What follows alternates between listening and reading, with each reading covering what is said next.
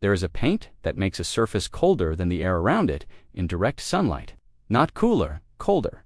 10 degrees Fahrenheit below the surrounding air while the sun is beating down on it. That should be physically impossible. But Purdue University figured out how to make a coating that reflects 98.1% of all sunlight and then shoots the remaining heat through an invisible window in our atmosphere. 1,000 square feet of this paint on your roof produces 10 kilowatts of cooling. That is more powerful than 2 central air conditioners running full blast, except this costs zero electricity, makes zero noise, and never breaks down. The science has been published. The Guinness record has been awarded. 5 years have passed, and you still cannot buy it. Here is why. Before we talk about the paint, you need to understand what it is fighting against. On July 17, 1902, a 25-year-old engineer named Willis Carrier designed the first modern air conditioning system inside a printing plant in Brooklyn, New York. The original purpose was not comfort. It was to stop paper from wrinkling in the humidity. But within a decade, the technology spread to movie theater, stores, office buildings, and eventually homes.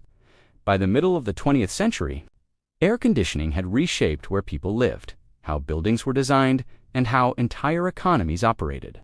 The Sun Belt of the United States, Florida, Texas, Arizona, Nevada, would not exist as we know it today without mechanical cooling. And now, here is where the numbers get alarming. According to the International Energy Agency, there are currently about 2 billion air conditioning units operating on this planet. By 2050, that number is projected to reach 5.6 billion. Air conditioning alone already consumes roughly 10% of all electricity generated worldwide. In the United States, specifically, space cooling accounts for about 382 billion kilowatts per year. But the cost is not just financial. The refrigerants used inside most air conditioning units are hydrofluorocarbons, or HFCs. Some of these chemicals have a global warming potential of up to 14,800 times that of carbon dioxide. So every time an air conditioner cools a room, it is simultaneously contributing to making the planet hotter. The International Energy Agency estimates that air conditioning is responsible for roughly 7% of total global greenhouse gas emissions. And as the planet warms, people buy more air conditioners, which warm the planet further. It is a feedback loop with no built-in break. Cities are where the problem concentrates. The European Commission's Joint Research Center found that urban areas are often 10 to 15 degrees Celsius hotter than the surrounding countryside. A phenomenon called the urban heat island effect. Dark roofs, asphalt roads, concrete walls, and millions of HVAC exhaust systems all trap and radiate heat. In 2/3 of the 65 largest American cities analyzed by Climate Central, residents experience an urban heat island index of 8 degrees Fahrenheit or higher. In 2024 alone, Europe recorded an estimated 62,700 heat-related deaths according to a study published in Nature Medicine. The World Health Organization says heat now kills more than 175,000 people per year just in the European region. Globally, heat-related mortality has surged to roughly 546,000 deaths over the last decade. This is the problem.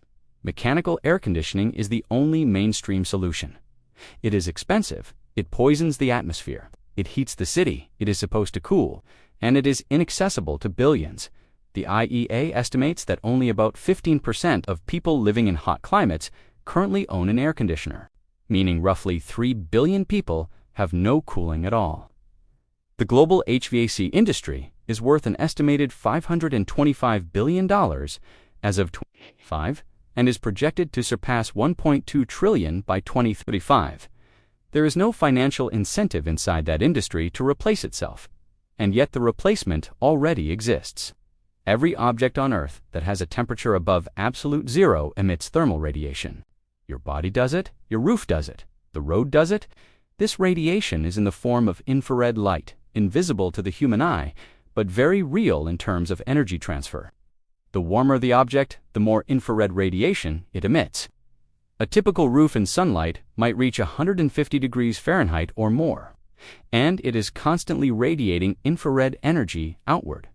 Here is the critical detail. Earth's atmosphere is mostly opaque to infrared radiation. Gases like water vapor and carbon dioxide absorb it and send it back down. which is exactly why the greenhouse effect works. But there is a gap. Between wavelengths of 8 and 13 micrometers, the atmosphere is largely transparent. Scientists call this the atmospheric infrared window. Infrared radiation at those specific wavelengths passes through the atmosphere and escapes directly into outer space, which sits at a temperature of roughly 3 Kelvin, about minus 454 degrees Fahrenheit. Outer space is the coldest heat sink that exists, and there is a direct, open channel to it, sitting right above every building on Earth. The question was always whether anyone could build a surface that exploits that channel efficiently enough to actually cool itself below the surrounding air temperature. During broad daylight with the full sun blazing on it, in 2014, a team at Stanford University, led by Professor Shanhui Fan and researcher Aswath Ramon, published a landmark paper in Nature. They built a multi-layer photonic film that achieved subambient cooling in direct sunlight for the first time in recorded scientific history, nearly 5 degrees Celsius below the surrounding air. The device reflected about 97% of incoming sunlight and emitted strongly in the 8-2-13- micrometer atmospheric window. It proved the concept was real. Passive radiative cooling, meaning no electricity, no refrigerant, no moving parts, could make a surface colder than its environment under the midday sun. The physics community took notice, but there was a problem. The Stanford device was a precisely engineered multi-layer optical film, expensive, delicate, and impractical for large-scale deployment. What the world needed was something anyone could manufacture cheaply and apply to any surface, something like paint. Enter Shulin Ruin, a professor of mechanical engineering at Purdue University in West Lafayette, Indiana. Ruin and his team were not originally trying to break a world record. They were trying to make the cheapest possible passive cooling surface. Their first attempt, published in 2020, used calcium carbonate, the same compound found in seashells, chalk, and limestone. That version reflected about 95.5% of sunlight and cooled surfaces by roughly 1.7 degrees Celsius below ambient. It was impressive, but not enough, so they changed the formula. In 2021, Ruin's team switched the primary pigment to barium sulfate, a compound already used in photo paper and cosmetics. They did two things that no one had done before. First, they used a very high concentration of barium sulfate particles in the paint. Second, and more importantly, they used particles of many different sizes. Each particle size scatters a different wavelength of sunlight. By varying the particle sizes, the paint scatters virtually the entire solar spectrum. The result was a coating that reflects 98.1% of all incoming sunlight. The previous version reflected 95.5%. Regular commercial white paint reflects about 80 to 85%. That gap from 80% to 98% is the difference between a roof that gets hot and a roof that gets colder than the air above it. The field tests confirmed it. Surfaces coated with the barium sulfate paint measured more than 4.5 degrees Celsius, roughly 10 degrees Fahrenheit below the surrounding ambient air temperature. The average cooling power was measured at 117 watts per square meter. Purdue calculated that if you painted 1,000 square feet of roof with this coating, you would generate approximately 10 kilowatts of cooling power. A typical residential central air conditioning unit produces about 3 to 5 kilowatts, so 1,000 square feet of this paint outperforms 2 central air conditioning units with no compressor, no fan, no electricity bill, and no refrigerant leaking into the atmosphere. Guinness World Records certified it as the whitest paint ever created. The paper was published in the journal Axe Applied Materials and Interfaces. Ruin and his team won the 2023 SXSW Innovation Award in the Sustainability category.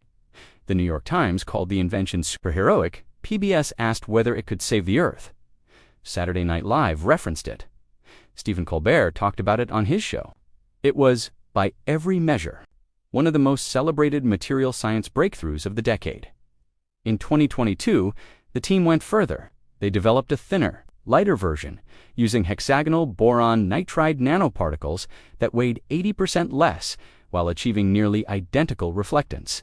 This version was light enough to be applied to cars, planes, trains, and outdoor equipment, not just buildings. The potential applications expanded from rooftops to vehicles, shipping containers, data centers, food storage, and military installations. So here is a paint that has been proven in field tests. Published in peer-reviewed journals, Certified by Guinness, celebrated by national media, awarded by one of the largest innovation festivals in the world. It costs pennies per square foot in raw materials. It uses a compound that is abundant and it could slash air conditioning bills by 40 to 46% in hot climates, according to Purdue's own 2025 Energy and Buildings paper. It could reduce heat-related deaths. It could lower urban temperatures. It could offset global warming if applied to just 1 to 2% of Earth's surface, and you cannot buy it. 10 days before Purdue began advertising the paint to the public in 2021, the United States Patent and Trademark Office rejected the patent application. Officials said the patent was too broad and could not reasonably be limited to a single product. Ruin and the university did not reapply for more than 3 years. They finally submitted a revised, narrower patent application in November of 2024. Meanwhile, Ruin continued giving interviews. In 2022, he said there were a few more issues to be addressed before commercialization. In 2023, he told the New York Times the paint was at least a year from being ready, that work was underway to improve durability and dirt resistance, and that his team had partnered with a company he could not yet name. By 2025, that company still had not been named. No product had been announced. No distributor had been identified. The paint was not on any shelf in any store anywhere on Earth. An investigative report published in October 2025 by the Journal and Courier found that Ruin had effectively stopped speaking to the press.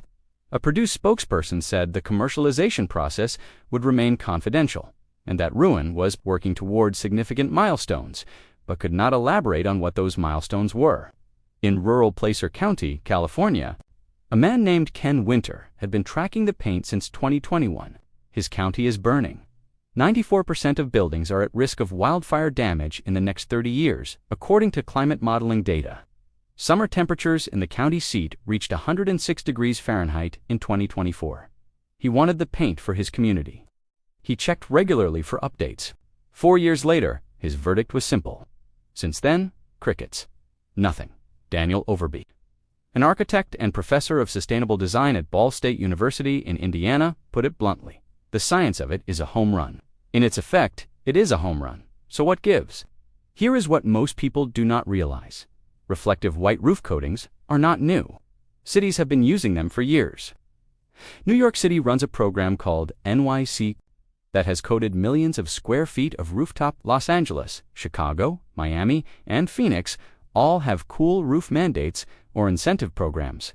A standard commercial white roof paint reflects about 80 to 85% of sunlight and can drop surface temperature by 15 to 20 degrees Fahrenheit compared to a dark roof. In Las Vegas, where Overby worked before moving to Indiana, he personally measured surface temperature drops of 20 to 30 degrees Fahrenheit on white-coated concrete. These ordinary white paints cost about $30 to $50 per gallon. They work, they are available right now. And here is the key difference. They reduce heat gain, but they do not cool below ambient temperature. They get less hot. Purdue's paint gets actually cold, below the surrounding air, in direct sunlight. That is a fundamentally different physical phenomenon. It is the difference between a shaded parking lot and a refrigerator. One blocks heat, the other removes it. The Cool Roof Rating Council lists 573 heat-reflecting white coatings in its product directory.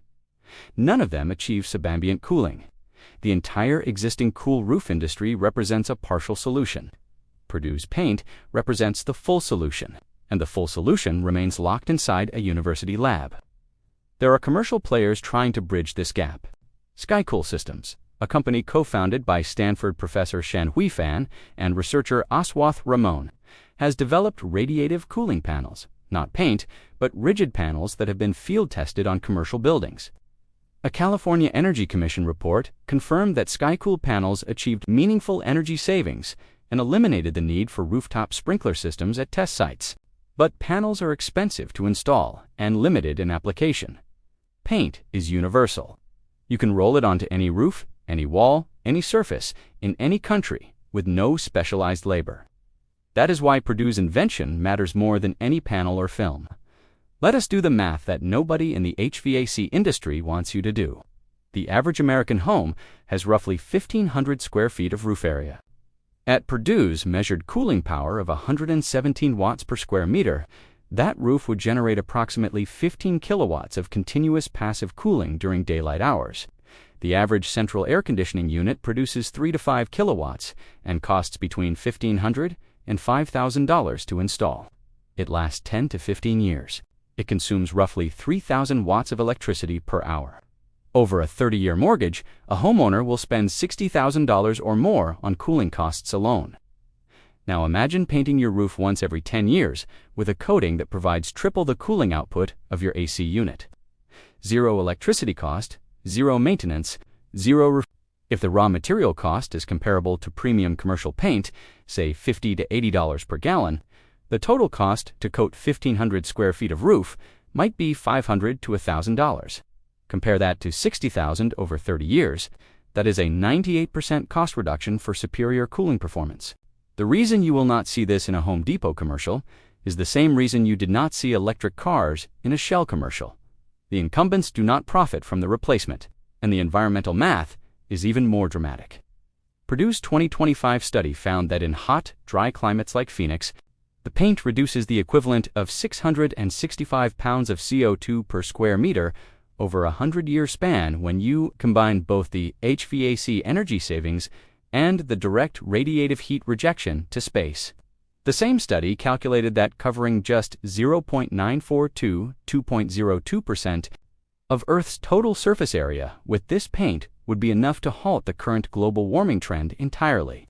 1 to 2%, that is it. No carbon capture facility, no orbital sunshade, no geoengineering fantasy, a coat of paint. So what can you actually do right now while Purdue figures out its patent situation? First, understand that standard white roof coatings already provide massive benefits. A $40 gallon of elastomeric white roof paint can drop your roof surface temperature by 15 to 20 degrees and cut your cooling bill meaningfully.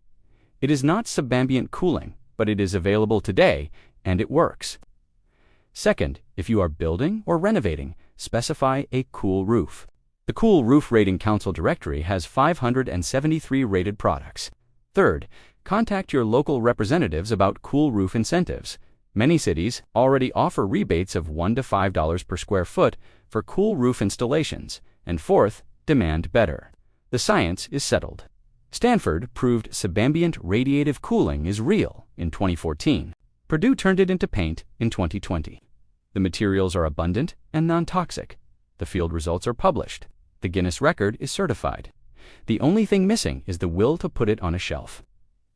If this paint were a pharmaceutical that could prevent 500,000 heat-related deaths per decade, there would be congressional hearings about the delay. But it is a paint. And paints do not get emergency use authorizations.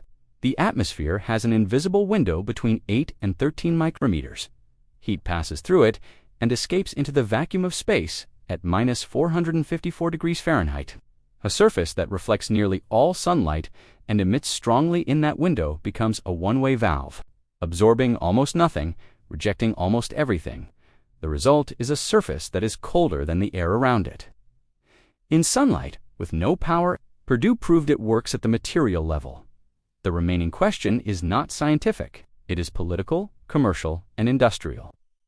The $5-100-and-20-5 billion HVAC industry has no financial interest in a product that replaces it with a bucket of paint. The physics does not care about market incentives.